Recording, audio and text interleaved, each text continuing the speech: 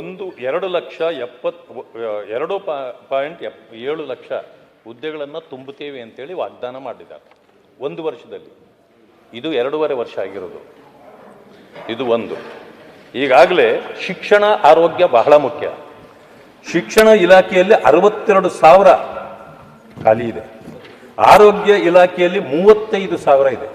ಶಿಕ್ಷಣ ಮತ್ತು ಆರೋಗ್ಯಕ್ಕೆ ಹೆಚ್ಚಿನ ಮಹತ್ವವನ್ನು ನಾವು ಕೊಡಬೇಕು. ಎಲ್ಲಾಗಿದೆ ಇಲ್ಲಿ.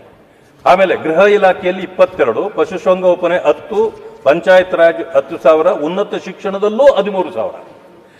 ಈ ರೀತಿ ಆದರೆ ನಾವು ಯಾವ ಗುಣಮಟ್ಟದ ಇದನ್ನು ನಾವು ಕೊಡಬಹುದು, ಶಿಕ್ಷಣ ಕೊಡಬಹುದು, ಇದು ಪ್ರಶ್ನೆ ಇರ್ತಕ್ಕಂಥದ್ದು.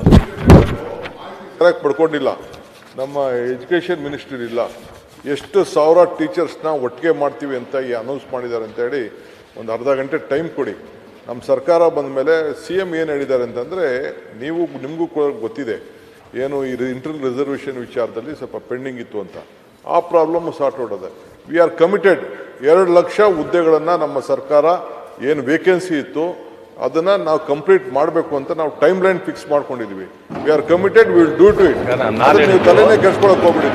ನಾನು ಅದರ ಪ್ರಶ್ನೆ ಮಾಡಲಿಲ್ಲ. ನೀವು ಶಿಕ್ಷಣದ ಬಗ್ಗೆ ಏನು ಮಾಡಿಲ್ಲ ಅಂತ ಹೇಳಿ ಪ್ರಶ್ನೆ ಮಾಡಿದ್ದು ಮಧು ಬಂಗಾರಪ್ಪ ಹೇಳಿದ್ದಾರೆ.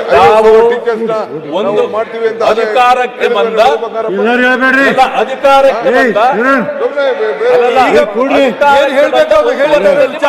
ಹೇಳಿದ್ದೀರಿ ನೀವು.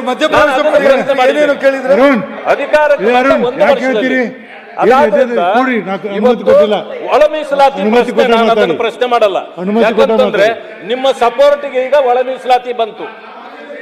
ಈಗ ಸಪೋರ್ಟ್ ತಗೊಂಡು ಹೇಳೋದಲ್ಲ, ಈಗಾಗಲೇ ಮಾಡಬೇಕಾಗಿದೆ. ಅದು ನೀವು ಮಾಡಬೇಕು ಅನ್ನೋದೇ ಉದ್ದೇಶ. ಈಗಾಗಲೇ ಇದು ಧಾರವಾಡದಲ್ಲಿ ಎಲ್ಲ ಕಡೆಯಲ್ಲೂ ಇವತ್ತು ಹೋರಾಟಗಳು ನಡೀತಾ ಇದೆ. ಅದರಿಂದ ಅದನ್ನ ತೀಕ್ಷ್ಣವಾಗಿ ತೆಗೆದುಕೊಳ್ಬೇಕು ಅನ್ನೋದು. ವರ್ಷ ಆದ ತಕ್ಷಣನೇ ಮಾಡ್ತೇವೆ.